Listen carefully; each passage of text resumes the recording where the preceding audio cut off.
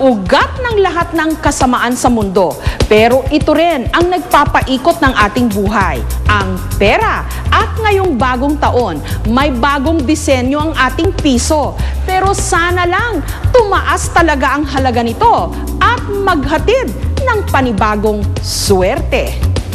Ang magiging sagisag ng bagong pag-asa ng ating bayan.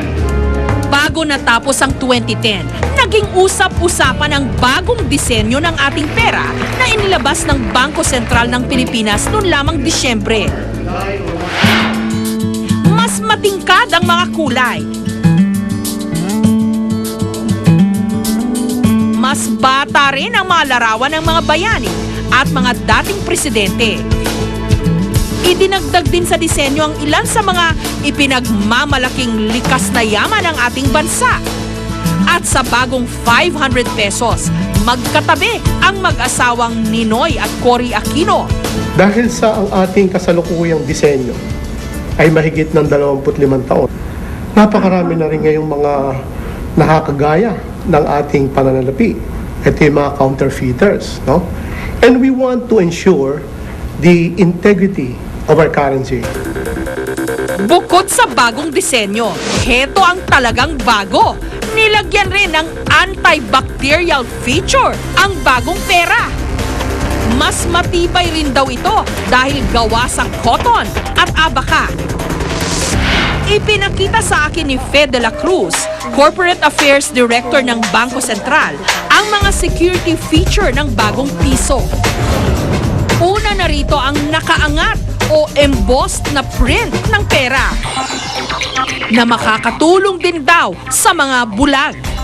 More difficult for counterfeiters to copy, pero easier for the public to be able to tell kung alin ang genuine at alin ang counterfeit.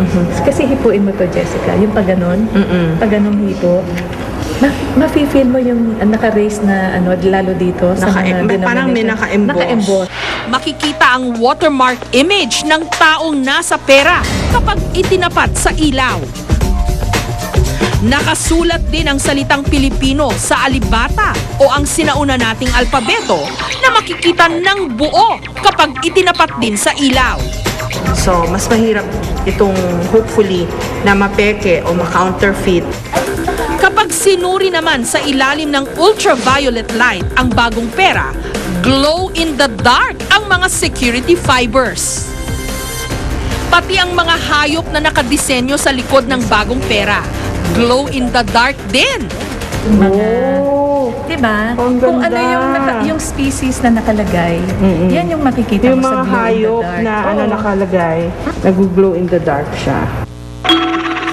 Kolaborasyon ng dalawang design companies na pagmamay-ari ni na Mary Lee Orosa at Lito Bunyag ang disenyo ng New Generation Banknotes.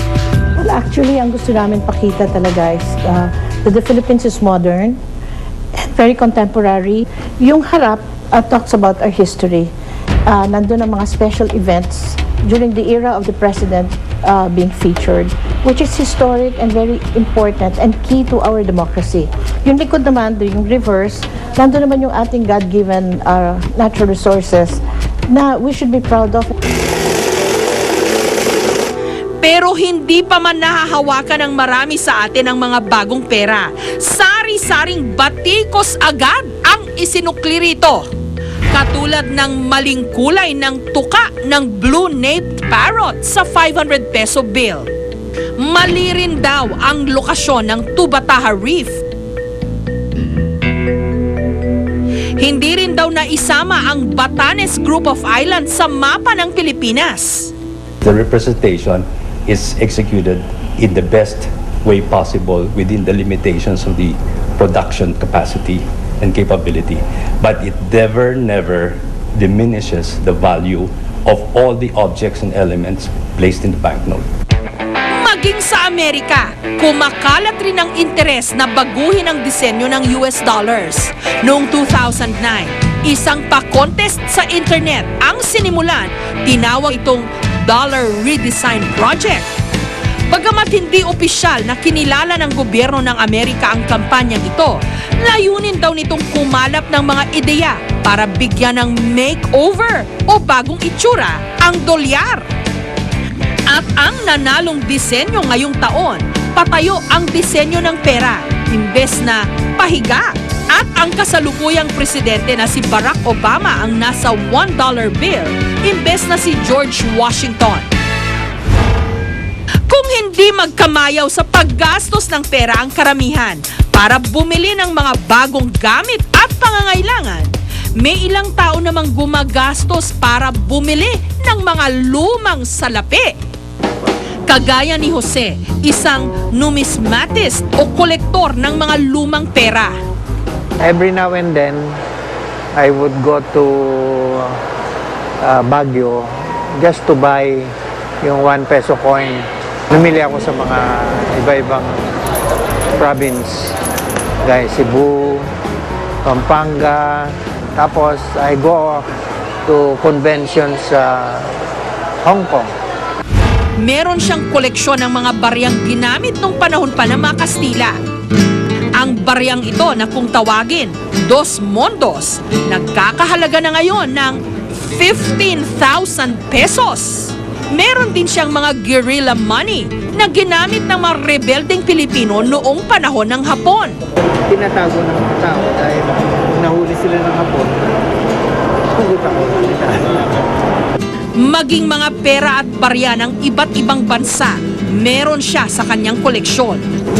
Kung wala namang panggastos para magme-ari ng mga lumang salapi, makontento ng pagmasda ng mga ito sa Money Museum ng Bangko Sentral ng Pilipinas.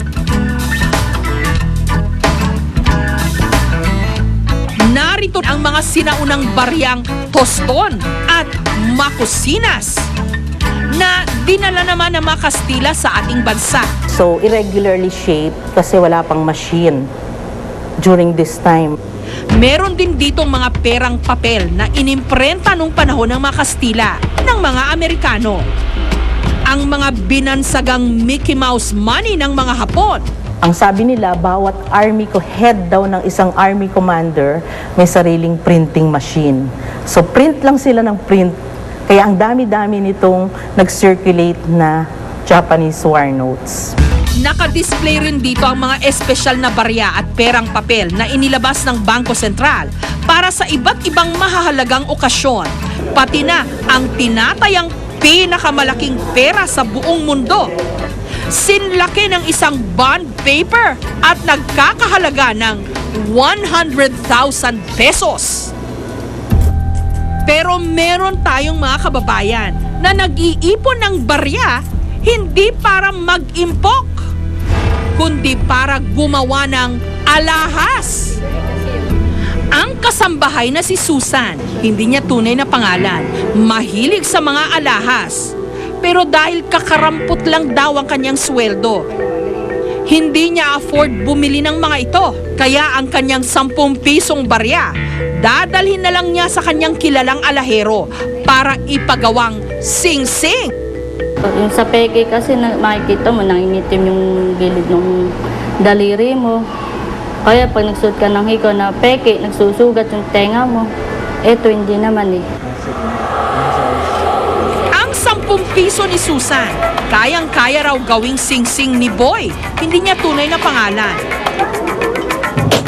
15 taon na raw siyang nagtutunaw ng barya para gawing alahas. Yung customer mismo yung lumalapit sa amin. Sabi niya, ikaw, gumagawa ka ng silver o ginto. Try mo itong tanso, kung maganda rin. Ayun, gumagawa na kami.